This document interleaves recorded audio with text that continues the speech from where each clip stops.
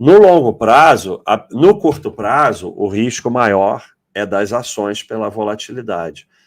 No longo prazo, não. No longo prazo, as ações têm um retorno maior que os títulos na maior parte dos períodos. Hoje eu fiz uma live Por que ter ações? Né? E eu peguei nesse livro do Jeremy Siegel, Ações para o Longo Prazo, Stocks for the Long Run. Recomendo ler em inglês.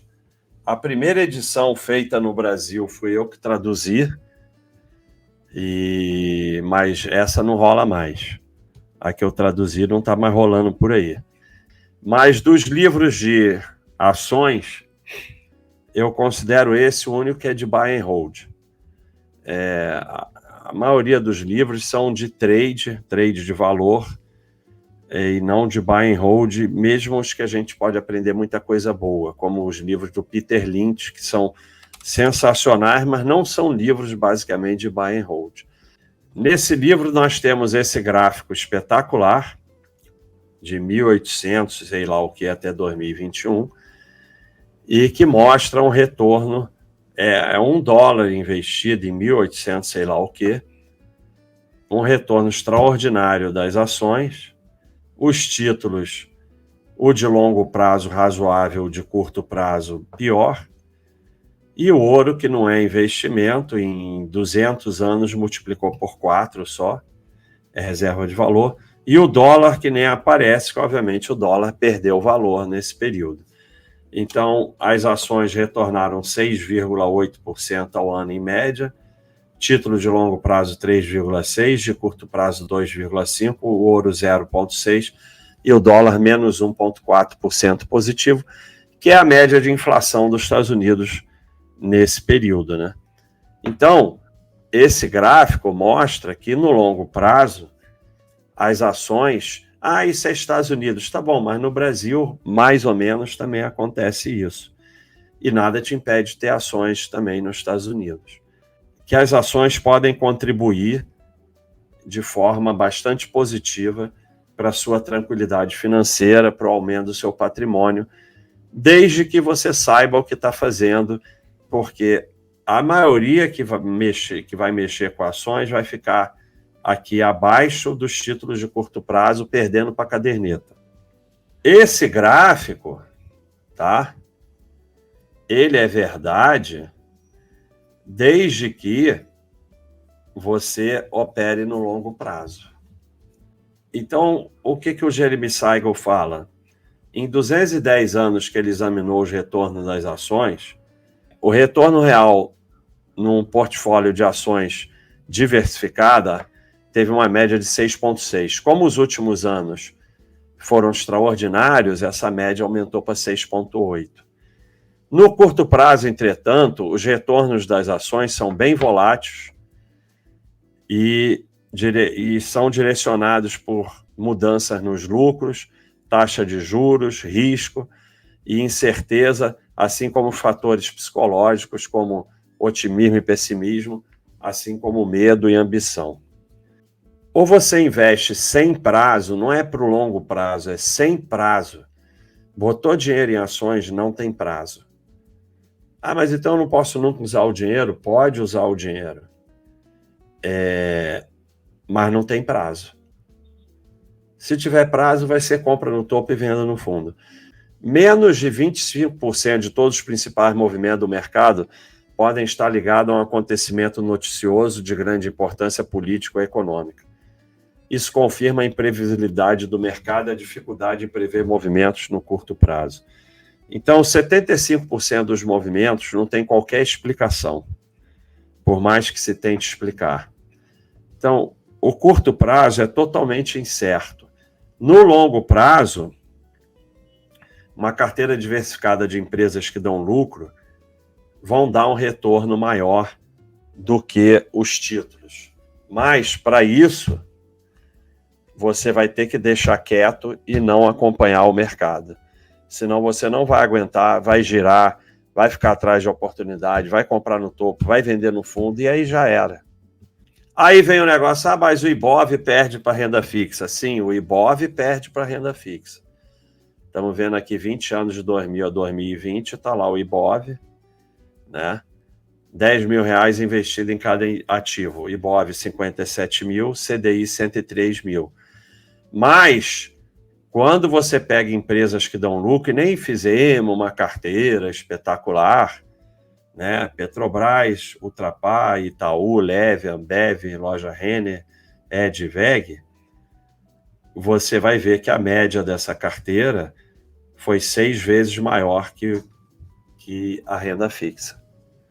O IBOV não ganha da renda fixa, mas uma carteira diversificada de empresas que dão lucro ganham com folga, senão não teria mais atividade econômica no país, porque se a renda fixa desse um retorno maior do que as empresas, para que alguém ia empreender? Para que haveriam empresas? Não ia ter mais atividade econômica no país.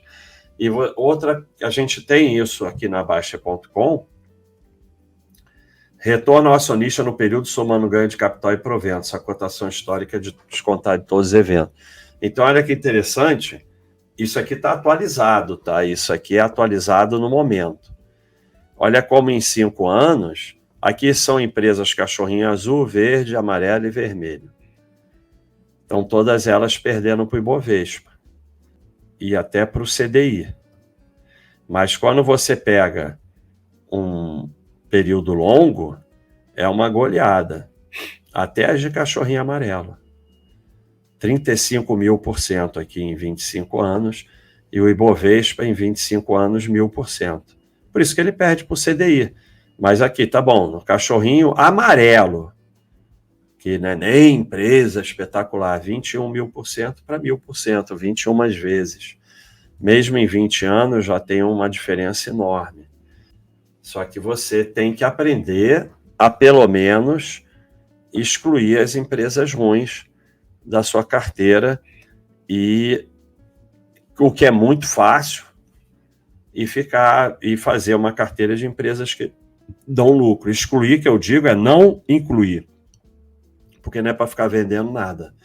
Mas não achar que é esperto, não achar que vai achar turnaround, IPO, não sei o quê, ir lá e comprar a empresa que dá lucro. Pronto.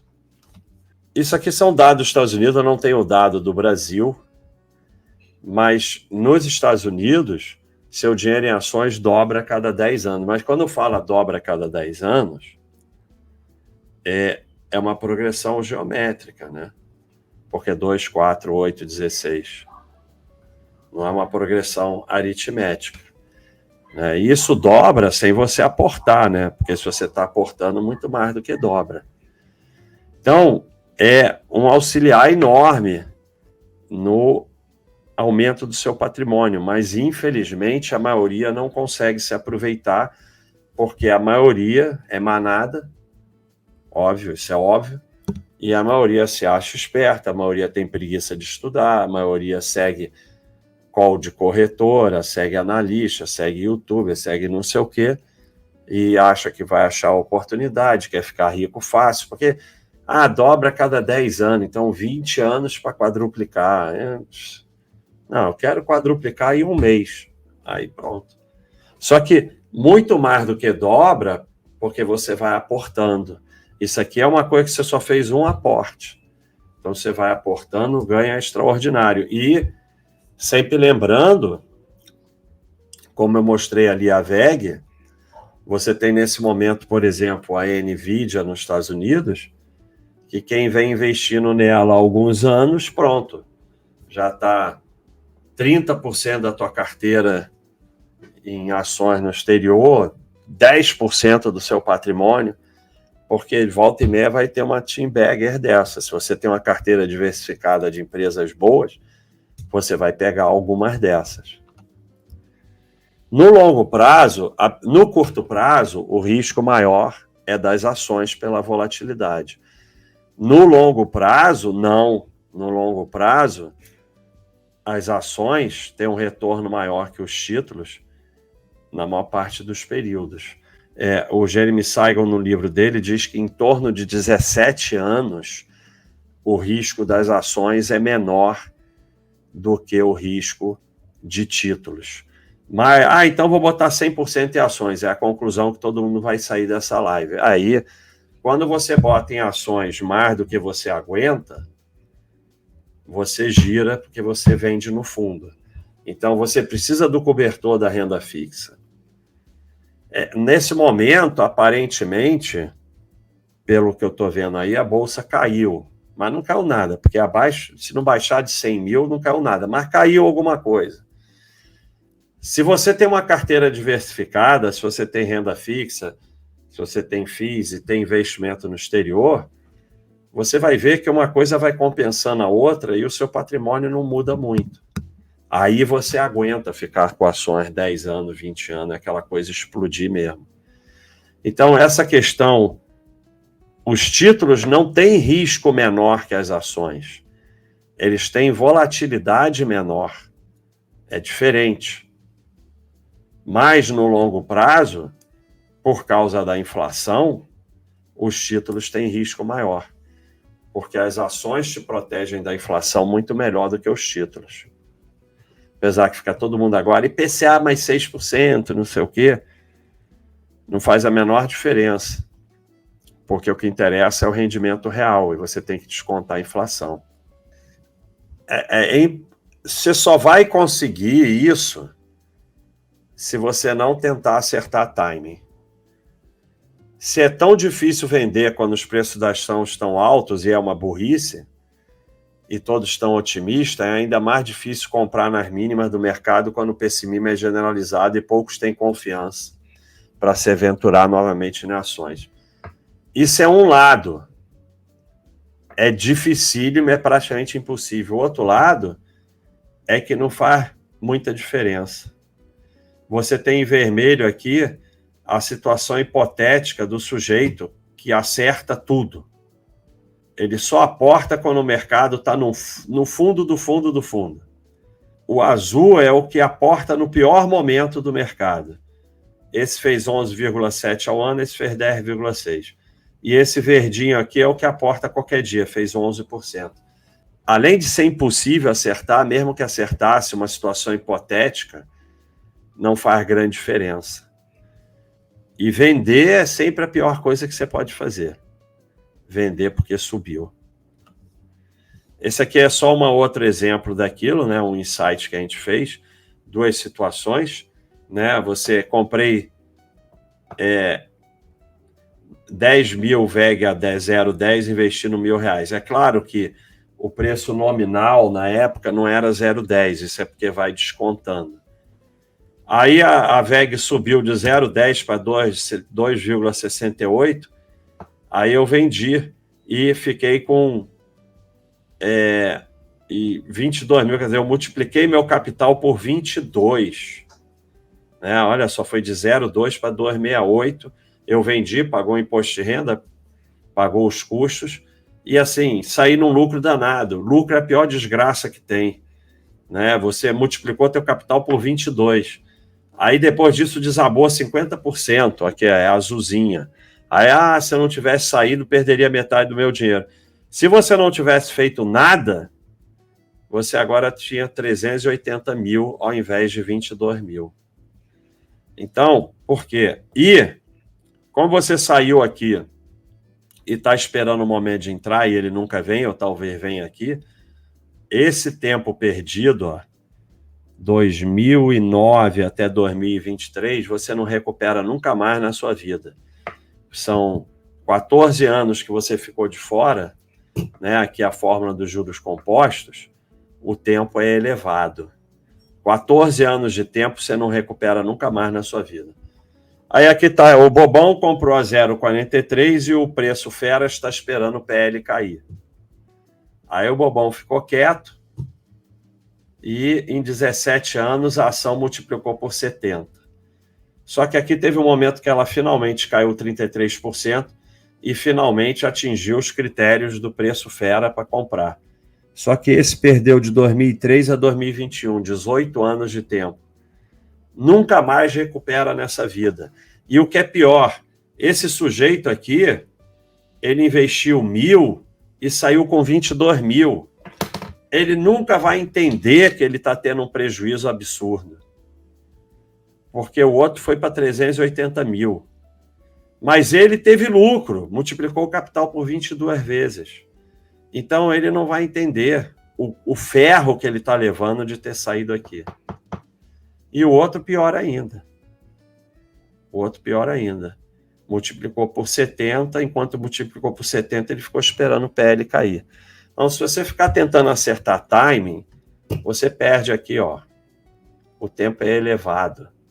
5 vezes 5 é 25, 5 elevado a 5 é 3.125. Tem 125 5 em 3.125. Então, você vai ter que multiplicar por 125 o teu acerto para compensar um sujeito que compra e deixa quieto. Acho bem pouco provável que você consiga isso.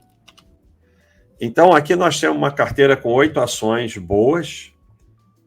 Tem a Teambag, né, a Radiel, Drogas Raia, e 2 micos que viraram pó. 2 micos, virou pó.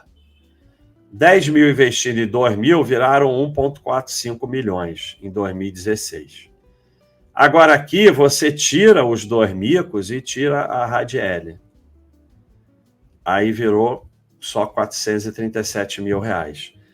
Ah, mas por que tirou os micos e tirou a Droga Raia? Porque todas essas empresas tiveram períodos de queda de cotação, queda de lucro, problemas, notícias. E eu sempre falo para vocês, o preço de ter Droga Raia e VEG é ter Cielo.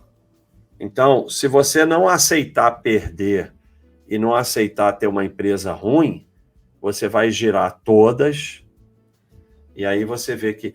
Mas assim, essa é a grande desgraça. O sujeito investiu 10 mil e tem 437 mil. Então, ele não sabe que está perdendo 1 milhão. Porque ele não teve prejuízo. Ele botou 10 mil e tem 437 mil. Mas ele perdeu 1 milhão. Esse gráfico mostra isso. Aqui é o buy and hold quieto e aqui é a alocação inteligente. Quer ficar vendendo o que está para frente, vendendo o que já ganhou demais. Então você tem... Só que, assim, ele tem um retorno positivo. Então você perde um pedação do seu patrimônio. É uma desgraça isso, porque é uma perda em deixar de ganhar. Mas você vê, no exemplo lá, deixou de ganhar 1 milhão. Então, muitas vezes, o teu patrimônio podia ser 5, 6, 7 milhões, e é 1 milhão, e você fala, pô, mas eu juntei 1 milhão. Mas se você não seguisse todas essas baboseiras, você podia ter uns 7 milhões. Só que, assim, você não está tendo literalmente prejuízo. Você está dando uma grande parte do seu patrimônio para o mercado. É fundamental que você não invista em IPOs. É uma das grandes lições do Peter Lynch nesse livro. De 1968 até 2000, uma estratégia de buy and hold em IPOs perdeu para o índice em 29 de 33 anos. Os IPOs que perdem, ganham, são muito mais numerosos do que dos que ganham. Das 8.606 empresas examinadas, o retorno de 6.796 dessas empresas, ou praticamente 80%, foi abaixo do retorno dos índices. Então, quando você vai atrás de IPO, você está colocando as chances contra você. Quando você compra empresa que dá lucro sólida, você está colocando as chances a seu favor. Não quer dizer que nenhuma IPO possa dar certo, mas você não vai conseguir escolher justamente as únicas que dão certo. Até mesmo porque é praticamente loteria, porque você não tem dados suficientes para resolver isso, para determinar isso. Então, quando você usa um método simples, como por exemplo o meu, que é só olhar a empresa que tem 8 anos de lucro, no mínimo, esse problema acabou, porque eu não tenho como olhar a IPO, porque a IPO não pode ter 8 anos de lucro, porque foi lançado outro dia. E assim, é muito ruim para a maioria perder a chance da grande cacetada, não participar daquela coisa que está todo mundo lá e está bombando. É muito duro e entrar no devagarinho, vai crescendo, é muito ruim. mas quem ficar na sardinhagem vai só passar teu dinheiro para o mercado. Você pega um exemplo como, por exemplo, o WeWorks, lá nos Estados Unidos. Bombou de até não poder mais. Virou quase das maiores empresas da Bolsa. Hoje em dia está para gente falido. Então, quando estava crescendo, é muito difícil você ficar de fora. Mas você só vai ficar de fora se você realmente tirar isso da sua cabeça. Como, por exemplo, você tem que tirar a possibilidade de vender da sua cabeça, a não ser que seja porque está precisando de dinheiro, porque vai fazer uma viagem e tal. Vender porque acha que a empresa ficou ruim, vender porque subiu demais, vender para realizar lucro, você tem que tirar da sua cabeça. Senão você vai vender no fundo em pânico. E você tem que tirar a IPO da sua cabeça, não importa que um IPO deu 40.000%, não importa, porque você não vai acertar em quantidade suficiente para mudar o seu patrimônio, que provavelmente vai piorar. Porque mesmo que uma exploda, você tinha que ter uma quantidade de dinheiro suficiente para aquilo virar representativo. Aí você vai falar, mas você falou de droga raia de VEG. Mas aí é 10 anos, é 20 anos. Aqui uma IPO não pode ser 10 anos, 20 anos, senão não é mais IPO. Então, você vai ter que ter um dinheiro... E assim, essas, por exemplo agora da NVIDIA, você acaba tendo um dinheiro substancial nela em relação ao seu patrimônio, porque ela sobe tanto que isso acontece.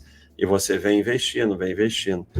Aqui vai ser ferro. Mas um cara comprou um IPO, vendeu um apartamento, comprou e ficou rico. Tá bom, pode acontecer. Sardinhagem às vezes dá certo. É a razão que eu falo para não se meter na sardinhagem dos outros. Porque sardinhagem às vezes dá certo. O cara jogou 200 mil reais no preto 17 na roleta, bateu o preto 17. Porra, ganhou os caceta. Virou certo fazer isso? Não. Mas quem sou eu para o cara falar, vou jogar 200 mil no preto 17? Eu fico calado. Que aí eu falo que não e dá preto 17, o cara me mata. Então, sardinhagem pode dar certo. Assim como fazer o certo pode dar errado. Mas você só pode colocar as chances a seu favor. Isso aqui é uma série de... Esse gráfico dá para ver muito bem, né? É o valor de mercado das IPOs na época da IPO e hoje. Hoje, um pouco para trás, porque esse gráfico já tem um tempo. Mas você veja que, olha o que elas vão perdendo do IPO. Vai tudo perdendo. A média de IPO é isso. É nisso que você está se metendo. Aí uma ou outra dá certo. Mas esse gráfico dá para ver muito bem. O IPO é aqui e o que ela vale agora é o roxinho, o rosinha. A pessoa vai para a IPO porque ela fala, essas empresas já subiram demais, já cresceram demais, não tem mais o que crescer. Olha o retorno nos últimos 10 anos, em relação a setembro de 2023, dessas empresas mais do que sólidas. Microsoft, 970% IPO em 1900, sei lá o quê. Apple também, 1980. Então, os últimos 10 anos é 2013. Quer dizer, a empresa já tem 33 anos no mercado e dando todo esse retorno em 10 anos. Aqui, você coloca muitas mais as chances a seu favor do que em IPO. A empresa sólida, boa, não tem mais o que crescer. Sempre tem, sempre pode crescer. A NVIDIA, por exemplo, era uma empresa que está aí há 25 anos. Não é tanto tempo quanto as outras, mas está aí há 25 anos. E começou a crescer há uns 2, 3 anos. Já estava há mais de 20 anos no mercado. E aí começou um crescimento aqui, ó.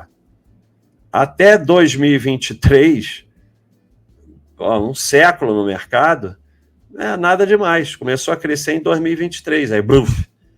Então, pode já estar no mercado, não tem nada a ver. Você, quando investe em lucro consistente, você aumenta as suas chances. Você, quando investe em IPO, turnaround, você diminui suas chances. E a única coisa que você pode fazer é aumentar suas chances. Uma das vantagens de investir em ação é a proteção contra a inflação. Elas protegem muito mais do que os títulos no longo prazo, porque elas têm um retorno maior no longo prazo. As empresas tendem a reajustar os seus produtos e são ativos reais. A renda fixa, é uma tentativa que o dinheiro não perca poder de compra, só isso. Então não vou investir em renda fixa. Renda fixa tem as suas funções: reserva de emergência, dinheiro com prazo e colchão para diminuir a volatilidade dos seus investimentos, para você não vender tudo em pânico no fundo. Se você entra na ambição de 100% em ação agora, como os Estados Unidos está subindo e dólar também, vai todo mundo botar 100% em ações nos Estados Unidos. Toda vez que você bota 100%, você perde. Você não aguenta a volatilidade. É importante que você não se prenda à macroeconomia. A utilização de fatores macroeconômicos levará a compra a preços elevados quando os tempos são bons e a venda a preço baixo quando as recessões estão próximas ao ponto mais baixo e o pessimismo prevalece. Óbvio, né? Uma frase de Jeremy Siegel. Isso é mais ou menos óbvio, né? Se você fica que nem um bobo analisando macroeconomia, você vai comprar no topo e vender no fundo. Não esquece, você não tem que acompanhar nada. Você vai comprar ação, não tem prazo e vai deixar quieto. Nesse período de vida, vai ter crise, vai ter euforia, vai ter problema, vai ter um monte de coisa e você deixa lá. Mais algumas razões para ter ações, diversificação, né? Você diversifica mais seus investimentos, você se desenvolve como investidor. Mas por que eu preciso me desenvolver em ações para ter renda fixa? Se desenvolver como investidor sempre vai te ajudar em todos os investimentos. Melhora o retorno do seu portfólio de investimentos, como a gente viu, no longo prazo elas têm um retorno maior que dos títulos. E ativos reais tendem a te proteger mais contra a crise institucional, né? Quando você tem crises institucionais econômicas braba, os títulos já era, né? A ação, você é sócio de uma empresa, tem pedaços de uma empresa. Se a empresa não falir, você vai ter uma proteção maior, né? As ações podem te ajudar substancialmente a chegar à tranquilidade financeira. Está aqui a razão para investir nelas. Mas, provavelmente vão levar grande parte do seu patrimônio se, como a maioria, você se achar esperto e cair na ladainha do mercado de giro e trade. Então, elas podem te ajudar, mas são uma faca de dois legumes. Se você se achar esperto, trade, gain, corretora, analista, youtuber, elas vão levar grande parte do seu patrimônio e, como eu mostrei, você poderia ter 3 milhões e tem 1 milhão. Você nem sabe que 2 milhões foram para o mercado. É muito simples, seja sócio de boas empresas e deixa quieto. O que enriquece é trabalhar e poupar. Incluir ações no seu portfólio é muito bom para o seu patrimônio. Desde que saiba o que está fazendo, aguente a volatilidade, diversificando e tendo renda fixa, a volatilidade diminui, e invista sem prazo com dinheiro que não precisa. O pessoal fala, o Baster acaba com nossos sonhos, não sei o quê. O mercado vai te bater muito mais do que eu. É duro, é um sofrimento danado, e o que é pior, a gente tem ego e é difícil admitir. Então fica esse pessoal aí comentando nos meus vídeos, não, eu ganho em trade sim, eu fiz isso aqui. Não tem um ser humano no mundo que ganha em trade que vem ter a preocupação de comentar no meu vídeo que ganha assim um avatar que ninguém sabe quem é. Então isso é uma possibilidade impossível. O que acontece é que é um sofrimento muito grande, não só financeiro, mas emocional.